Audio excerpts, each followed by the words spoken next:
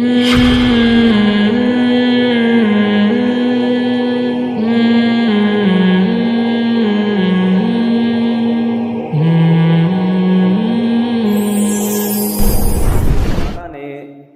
الانبیاء محمد صلی اللہ علیہ وسلم کی جو تعریف کی،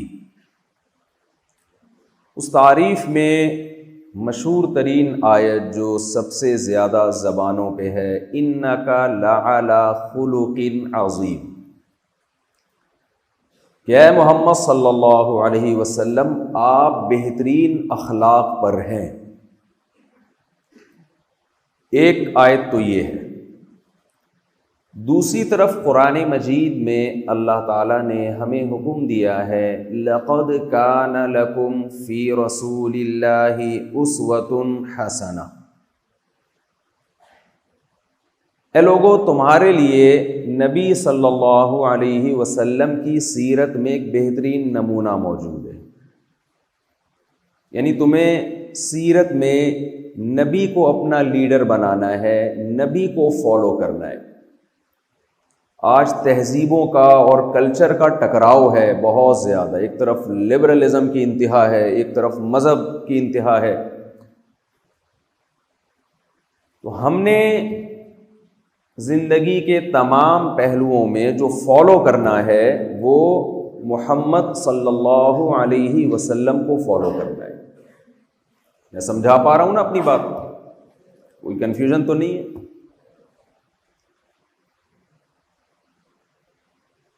سید الانبیاء محمد صلی اللہ علیہ وسلم کا جو سب سے بڑا معجزہ ہے، جو آپ کے نبی ہونے کی دلیل ہے،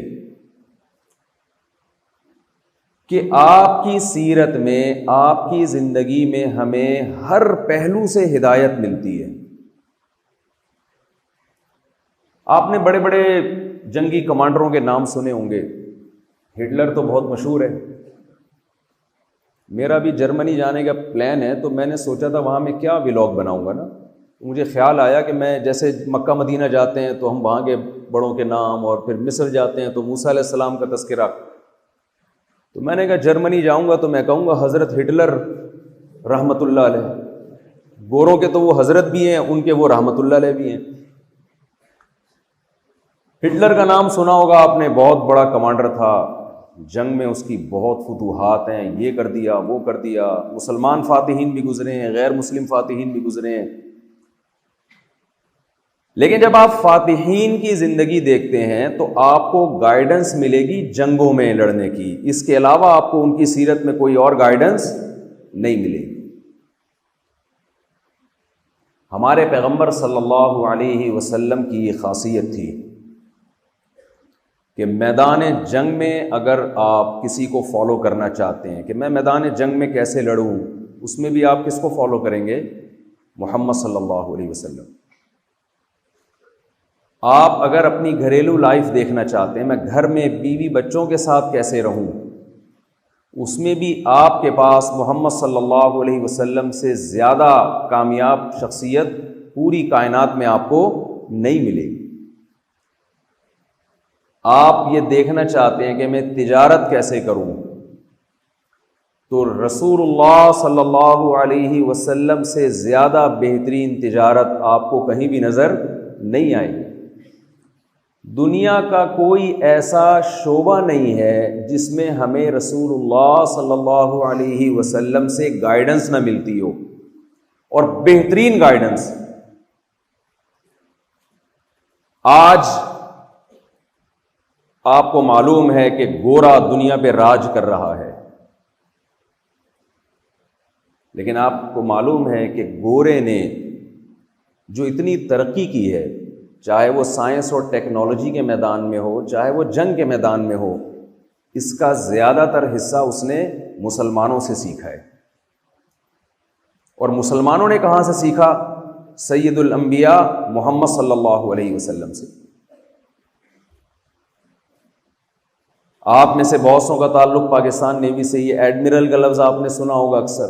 یہ کہاں سے آیا؟ یہ امیر البحر، حضرت معاویہ نے جو فوجی دستہ تیار کیا تھا نا سمندر پہ لڑائی کے لیے، اس کے امیر کا نام کیا تھا؟ امیر البحر۔ بحر کہتے ہیں سمندر کو، امیر امیر. تو وہ ٹرمز جو ہے نا، اصطلاحات، وہ بھی ایز اٹ از، وہ بحری بیڑا بھی گوروں نے وہیں سے لیا، اور وہ جو اصطلاحات تھیں وہ بھی امیر البحر انگلش میں جب کنورٹ ہوئی تو وہ کیا بن گیا؟ ایڈمرل. بہت سی چیزیں آپ کو ملیں گی. یہ جو لنڈے کا مال ہے نا، یہ صرف ہمارے یہاں نہیں بکتا، شروع میں ہمارا لنڈا وہاں بکا ہے. سمجھ میں آ رہی ہے بات؟ شروع میں جو ہمارا لنڈے کا مال ہے وہ کہاں بکا ہے؟ وہاں جا کے لنڈا بن گیا. یعنی ہماری چیزیں بہت ساری لی ہیں انہوں نے.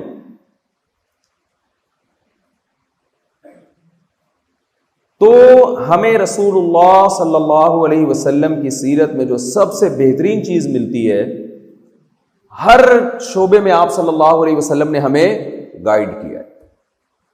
آپ میں سے بہت سو کا تعلق چونکہ فوج سے ہے، میرے والد صاحب بھی پاکستان نیوی میں تھے، اللہ تعالیٰ ان کی مغفرت فرمائے. میں جب یہاں آیا ہوں نا تو میں نے ڈسپلن دیکھا بڑا زبردست. میرے یہاں ریلیٹیو بھی ہیں جو بچپن سے میرے ساتھی ہیں. ہم بیٹھ کے صبح ناشتے پہ تبصرہ کر رہے تھے کہ یار ہمیں بچپن میں کیڈٹ کالج جانے کا کتنا شوق تھا. ایک خواب تھا نا کہ ہم کیڈٹ کالج چلے جائیں، کیونکہ ہم جو ہمارے ساتھ کے دوست کیڈٹ کالج جاتے تھے ان کی لائف میں ڈسپلن، محلے میں ان کی عزت بڑی ہوتی تھی، وہ تمیز سے چل رہے ہوتے تھے، ایسے سینہ تان کے اور بڑی اسپیڈ کے ساتھ چل رہے ہوتے تھے. ہم دیکھتے تھے دوسرے لڑکوں کو کہ کوئی گٹکا کھا رہا ہے، کوئی پان کی پی کے تھوک رہا ہے، کوئی گٹر کے ڈھکن پہ بیٹھا ہوا ہے پوری پوری رات اور ابے تبے چل رہا ہے. تو ہم جب دیکھتے تھے نا جو کیڈٹ کالج کے لڑکے ہیں ان کا ایک الگ ہی ڈسپلن ہے، کپڑے صاف ستھرے، چلتے پھرتے بڑے اچھے ہیں، بہت ایک تمیز سے بات کرتے ہیں. تو اور یہ سب کی ایک کوشش ہوتی ہے.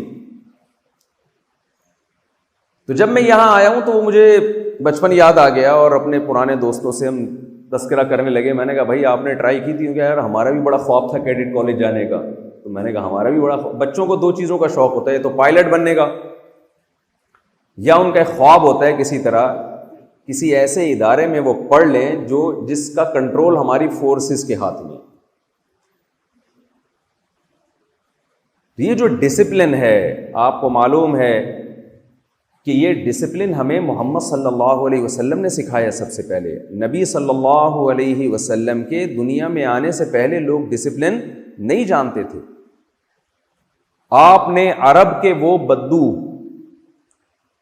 جن پہ کوئی حکومت کرنا پسند نہیں کرتا تھا، وہ عرب جن پہ کوئی حکومت کرنا کہ ان کو سنبھالے گا کون، ان کو آپ نے نمازوں میں لائن میں کھڑے ہونا سکھایا. اور ایسی سیدھی لائن آپ صلی اللہ علیہ وسلم بناتے تھے کہ ایک صحابی کو دیکھا رسول اللہ صلی اللہ علیہ وسلم نے، ان کا سینہ اور پیٹ تھوڑا سا صف سے آگے ہے.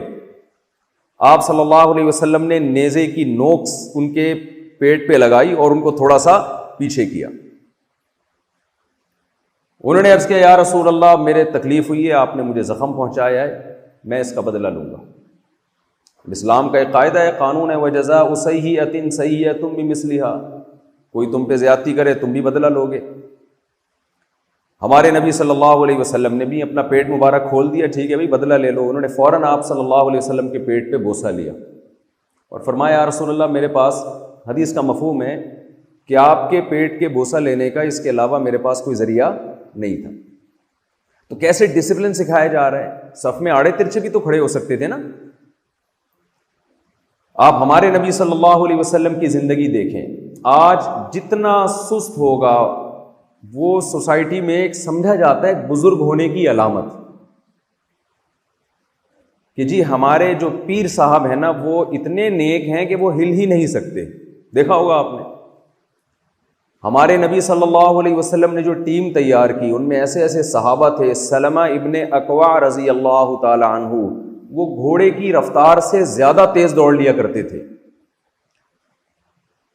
حضرت عمر رضی اللہ تعالی عنہ کے دور میں 22 لاکھ مربع میل کا ایریا تھا جس پر حضرت عمر کی حکومت تھی.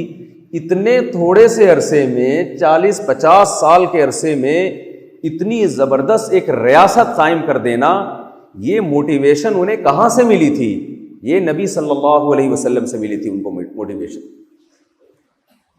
اب میں آپ سے یہ عرض کرتا ہوں کہ ایک موٹیویشن وہ ہے جو محمد صلی اللہ علیہ وسلم کی طرف سے ملتی ہے، اس کے رزلٹ کیا نکلتا ہے، اور ایک موٹیویشن وہ ہے جو غیر مسلم قوتیں دیکھیں فوج کا سسٹم پاکستان میں بھی ہے، یو ایس اے میں بھی ہے، یورپ میں بھی ہے، میں ملا ہوں، دنیا بھر میں گیا ہوں میں، ہمارے ہاں فوج میں جو بھرتی ہونے کا ریشو ہے وہ بہت زیادہ ہے. بہت لوگ چاہتے ہیں کہ ہم Pakistan army, Pakistan navy, air force join کریں. دوسرے کنٹریز میں یہ اتنا زیادہ کمپٹیشن نہیں ہے. وجہ کیا ہے؟ ہمارے نبی صلی اللہ علیہ وسلم نے ہمیں شہادت کے فضائل سنائے ہیں. شہید کا لفظ آپ بتائیے کیا اسلام کے علاوہ کسی اور ریلیجن کے پاس ہے یہ شہید کا لفظ؟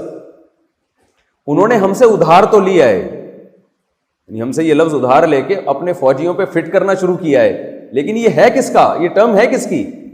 یہ اسلام کی ٹرمز ہے. اور میں آپ سے عرض کروں، میں نے شہیدوں کے خون کی خوشبو اپنی ناک سے سونگھی ہے. یہ کرامت ہے جو اللہ دنیا میں دکھاتے ہیں. میں یہ کر رہا تھا کہ نبی صلی اللہ علیہ وسلم کی جو سیرت کا سب سے بہترین پہلو ہے وہ کیا ہے؟ آپ صلی اللہ علیہ وسلم کی سیرت میں ہمیں تمام شعبوں میں، تمام معاملات میں گائیڈنس ملتی ہے. ہمارے نبی صلی اللہ علیہ وسلم سے ہم پوچھنا چاہیں کہ یا رسول اللہ ہمیں سونا کب چاہیے، اٹھنا کب چاہیے، تو آپ نے کیا بتایا؟ رات کو جلدی سونا ہے اور صبح جلدی اٹھنا ہے. آج یہ سیرت مسلمان فالو کر رہے ہیں یا گورا فالو کر رہے ہیں؟ بتائیے نا ذرا. گورے فالو کر رہے ہیں. چائنا میں آپ جائیں سارے جلدی آپ تو کر رہے ہوں گے انشاءاللہ، صبح صبح اٹھتے ہیں، لیکن جب سویلین میں ہمارا جو جانا ہوتا ہے تو وہ اس کو فالو نہیں کر رہے.